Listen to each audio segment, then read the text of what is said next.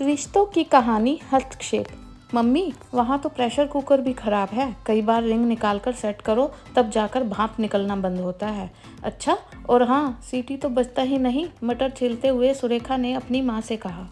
तू पहली बार ससुराल से मायके आई है, चलो शाम को एक नया तुम्हारी पसंद का प्रेशर कुकर दिलवा देती हूँ। माँ स्नेह से बोली। सुरेखा खुश हो गई। शाम हुई, माँ और छोटी बहन के साथ सुरेखा बाजार गई और अपनी पसंद से खुद के कपड़े, पति के लिए शर्ट पैंट के कपड़े और एक अच्छे ब्रांड का प्रेशर कुकर खरीद लिया। सुरेखा के पिता घनश्याम जी महू रेलवे स्टेशन पर तृतीय श्रेणी के कर्मचारी थे। उसका विवाह महू से लगभग 60 किलोमीटर दूर सनावद नगर में हुआ था। यातायात का साधन सुगम था। रेलवे के अलावा सड़क मार्ग से भी दोनों नगर जुड़े हुए थे। ससुर किसी कोऑपरेटिव बैंक से रिटायर हो चुके थे। दोनों परिवार मध्यम वर्गीय था। धन की प्रचुरता नहीं थी और घर में अभाव भी नहीं था। सुरेखा के ताऊ सनावद स्टेशन पर कार्यरत थे। उन्हीं के प्रयासों के कारण रिश्ते की बात चली थी और विवाह संपन्न हुआ था। दिल उछल रहा था। माँ से मिले उपहार उसे गौरवान्वित कर रहे थे। सास प्रेशर कुकर के डिब्बे को देखकर पूछ बैठी, ये क्यों खरीद लाई? हमने खरीदा नहीं मम्मी जी, मेरी मम्मी ने दिया है। कहते समय सुरेखा के स्वर में गर्व का भाव था।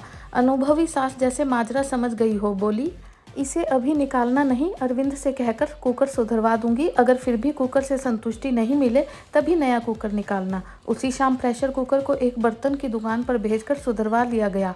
अब पुराने कुकर से प्रेशर कुकर लीक नहीं कर रहा था और वह यदा कदा सीटी भी बजा रहा था। 3 महीने बाद सुरेखा फिर से मायके आई। मम्मी ने हालचाल पूछा। बातों ही बातों में माँ ने पूछ लिया कि किसी चीज़ की ज़रूरत हो तो बताना। और सब तो ठीक है मम्मी, पर वहाँ का गैस चूल्हा इतना कम फ्लेम देता है कि चाय बनाने में ही पसीना छूट जाता है।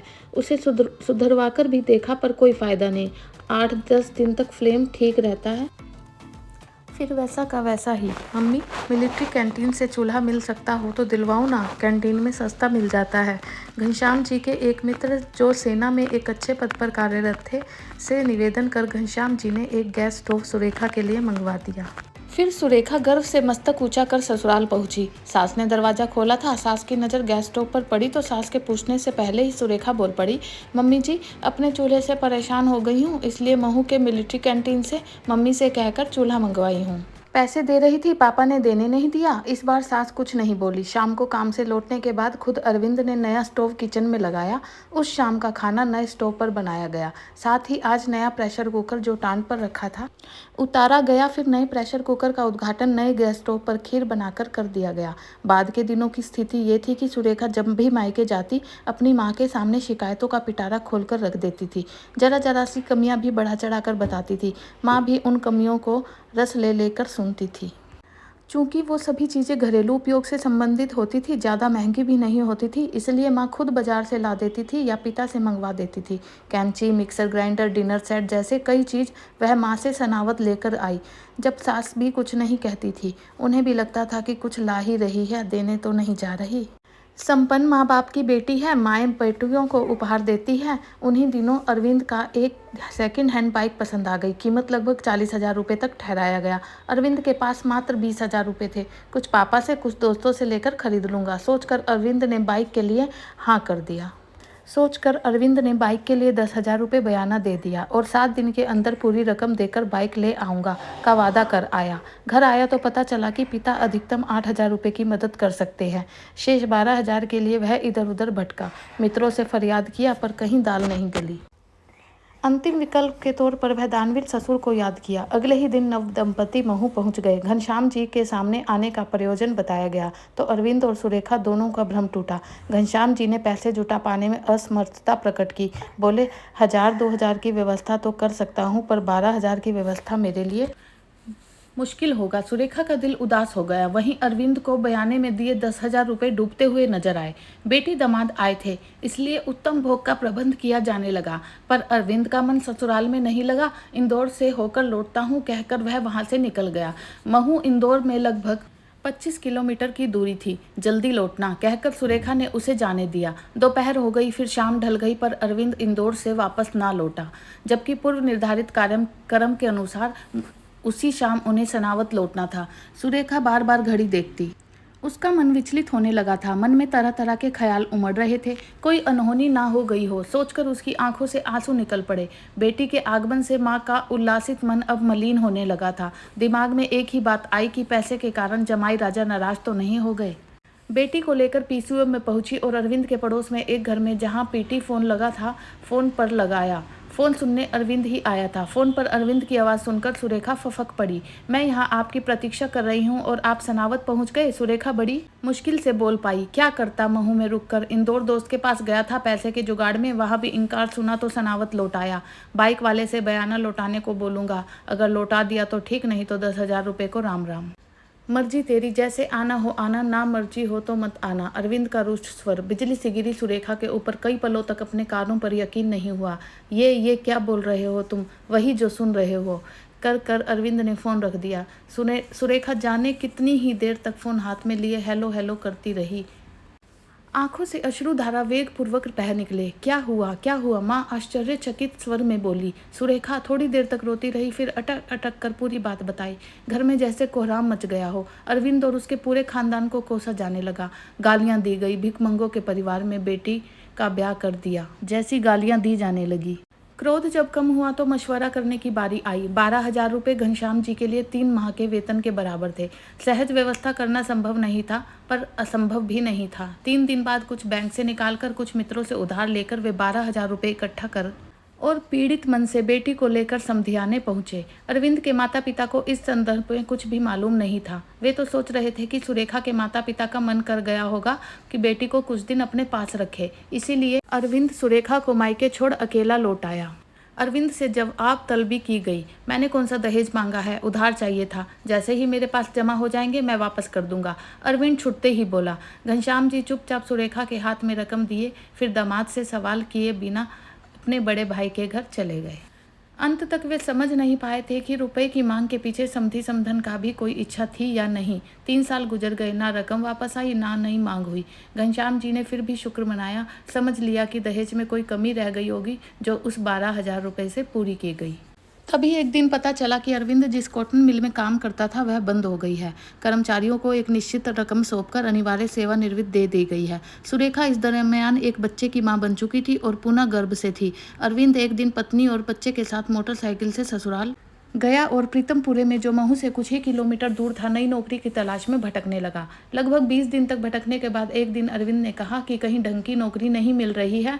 सोच रहा हूँ कि नौकरी ढूंढने में समय बर्बाद करने के बजाय अपना खुद का कोई कारोबार शुरू करूँ।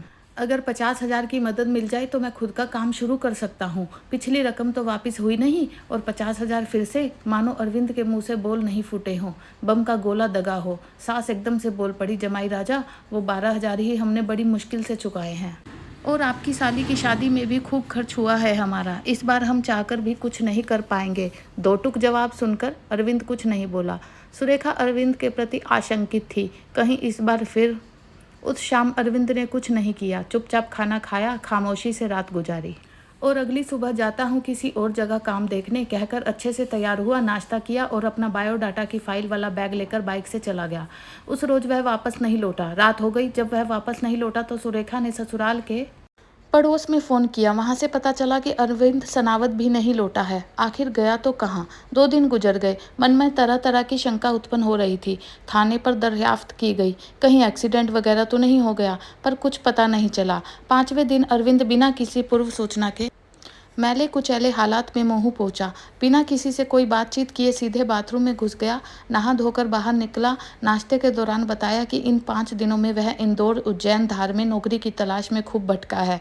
कहीं भी कैसा भी काम नहीं मिला है, इसलिए एक दोस्त के साथ ग्वालियर काम की तलाश में जा रहा है। बाइक में वह इंदौर से दोस्त के घर छोड़ देगा और अपने कपड़ों को बैग लेकर वह घर से निकल गया। सुरेखा भारी मन से अरविंद को जाने दे रही थी। पिछले 5 दिनों में उसकी आंखों से अरविंद आंसू बहे रहे थे। आजीविका का प्रश्न ना होता तो वह अरविंद को अपनी आंखों से ओझल नहीं होने देती। अब तो मायके में रहना भी उसे कठिन और अपमानजनक लगने लगा था। माता पिता उससे कुछ कहते तो नहीं थे, पर माता पिता की आंखों में छाई हुई उदासी स्पष्ट गोचर होने लगी थी। अरविंद को गए 3 दिन हो गए थे। सुरेखा को उसके ताऊ से पता चला कि अरविंद तो पहले ही दिन सनावद आ गया था, यानी ग्वालियर जाने की बात झूठी थी। सुरेखा जैसे आसमान से गिरी हो, घर में कोहराम मचना ही था, मचा। घनश्याम जी अगली सुबह सुरेखा और बच्चे को लेकर सनावत रेलवे क्वार्टर में रह रहे अपने बड़े भाई के घर पहुंचे। बड़े भाई को आरंभ से एक एक बात बताई। पूरी बात सुनकर बड़े भाई मोहन जी ने विश्वास भर कर कहा, सारी गलती तुम लोगों की है। क्या मतलब? तुम लोगों ने बच्ची की शादी करने के बाद उसके जीवन पर अपना नियंत्रण चाहा। ये तो नादान है, कम अकल है, ना समझ है। इसे घर गृहस्थी के बारे में क्या अनुभव? पर तुम्हें और तुम्हारी पत्नी को तो समझदारी दिखलानी चाहिए थी। क्यों बेटी के ससुराल की कमियां जानने के लिए उत्सुक रहती थी? कौन सा घर है जहां सब कुछ ठीक ठाक है, 100% परफेक्ट है? कैंची खराब है, प्रेस खराब है, गैस चूल्हा खराब है, प्रेशर कुकर खराब है, मिक्सर ग्राइंडर खराब है, तो तुम लोगों ने बाजार से खरीद दिया। अब उस लड़के का भाग्य खराब है, उसका समय खराब है, तो नया भाग्य नया समय खरीद दो। मोहन जी पल भर के लिए रुके और फिर बोले, घनश्याम, जब उन्हें तुम्हारे सौगातों की जरूरत नहीं थी तब तुम जबरन वे सौगातें उन पर थोप रहे थे। अब उसे वाकई मदद की जरूरत है तब तुम अपनी पीठ दिखा रहे हो, मदद करने से इनकार कर रहे हो। मैं क्या करूं, मेरे पास इतना पैसा कहाँ है। मैं ये नहीं कहता कि तुम कर्ज लेकर मदद करने की कोशिश करो, चाहो तो भी नहीं कर सकते, पर सच ये है कि उनके दाढ़ में लहू तुमने ही चखाया है, झूठी उम्मीदें तुमने ही जगाई है। तुमने बेटी के कहने पर वे छोटी बड़ी चीज़ें ना खरीदी होती तो लड़के को तुमसे कोई उम्मीद ही नहीं थी। असल में लड़का तुम्हें कारू का खजाना समझ लिया है और तुम्हारी बेटी भी ज़मीनी हकीकत से दूर है।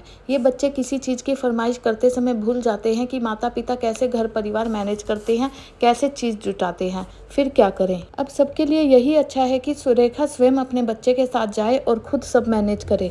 तुम पहले गाड़ी से वापस महू लौट जाओ, अगर मन नहीं माने तो यहीं मेरे घर में रहो। अभी सुरेखा के साथ उसके ससुराल में जाने की ज़रूरत नहीं है, बल्कि उन्हें तो पता भी नहीं चलना चाहिए कि तुम सनावद आए थे। पता नहीं वे लोग सुरेखा के साथ कैसा व्यवहार करेंगे। बेवकूफ़ मत बनो। क्या कभी सुरेखा ने सास ससुर के बारे में ये कहा कि वे सुरेखा के साथ दुर्व्यवहार करते हैं?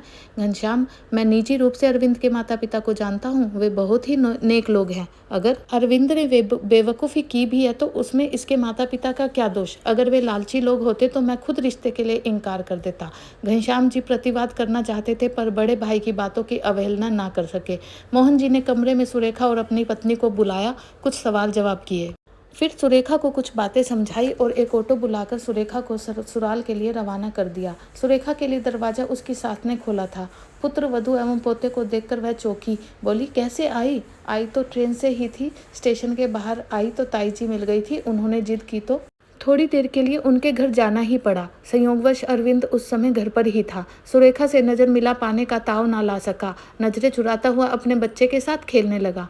सास के व्यवहार से यही ज्ञात हुआ कि वह सारे मसले से अनभिज्ञ है। सुरेखा को लगा कि अच्छा ही हुआ कि ताऊ जी की बात मानकर पिता साथ नहीं आए। भेद खुलता तो अरविंद या तो शर्मिंदा होता या भड़क कर कोई और बेवकूफ़ी करता। रात हुई। अरविंद बड़ी हिम्मत कर कमरे में गया। सुरेखा को इसी पल का इंतजार था। बेटा सो चुका था। एक बात पूछूं? सुरेखा के मुंह से निकला। सॉरी। तुमसे सॉरी नहीं सुनना मुझे। मैं तो एक बात जानना चाहती हूँ कि मैं तुम्हारी कौन हूँ? दिल की रानी तो हो नहीं सकती। अगर होती तो तुम्हारे दिल में रहती। अर्धांगिनी भी नहीं समझते। अगर समझ रहे होते तो मुझे छोड़कर नहीं भागते। दासी समझते तो चरना में जगह दे देते। कह तो रहा हूँ ना सॉरी। मैं भी कह रही हूँ कि मुझे तुम्हारी सॉरी नहीं चाहिए। कहते हैं पति पत्नी का जीवन सांझे का होता है। सुख हो, दुख हो, खुशी हो, विषाद हो, दोनों को बराबर बराबर झेलना पड़ता है। कभी सोचा है कि मेरे पेट में जो बच्चा पल रहा है उस पर तब क्या बीतती होगी जब मैं बार बार रोती हूँ? तुम मुझ पर ही नहीं, इस बच्चे पर भी जुल्म कर रहे हो जो अभी जन्मा भी नहीं है। मेरी नौकरी छूट गई है, अरविंद कातर स्वर में बोला। बहुत से लोग ऐसे हैं जिन्हें नौकरी कभी लगी हो नहीं। तुम क्या कहना चाहती हो? मैं सोच रही हूँ कि अभी 3 महीने ही तो हुए हैं, क्यों ना इस गर्भ को मतम्बे समझकर अरविंद के मुंह से चीख सी निकल गई। सुरेखा के होठों पर एक फीकी सी मुस्कान रेंग कर रह गई। माय डियर हब्बी, अपने बच्चों के बारे में सिर्फ सुनकर ही इतनी पीड़ा हुई। उस बच्चे के खिलाफ जिसकी तुमने अभी तक शक्ल भी नहीं देखी है, जिसे दुनिया में आना बाकी है। फिर सोचो मेरे पापा को कैसा लगता होगा जब मैं खून के आंसू रोती हूँ। सुरेखा प्लीज मुझे जूते मार लो पर जलील मत करो।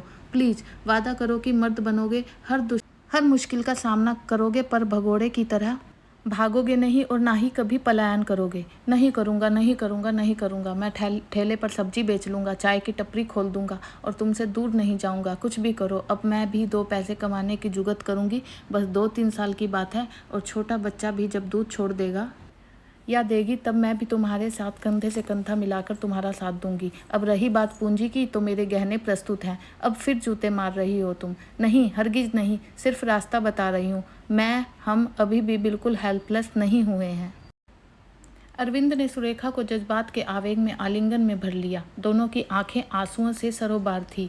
गर्भ में पल रहे अभिमन्यु का तो नहीं पता, पर उसका बड़ा भाई पलंग पर गहरी नींद सो रहा था। दोस्तों, आपको मेरी ये कहानी कैसी लगी मुझे कमेंट सेक्शन में ज़रूर बताइएगा। अगर आपको मेरी ये कहानी पसंद आई तो मेरे चैनल को ज़रूर सब्सक्राइब कीजिएगा। Thank you so much.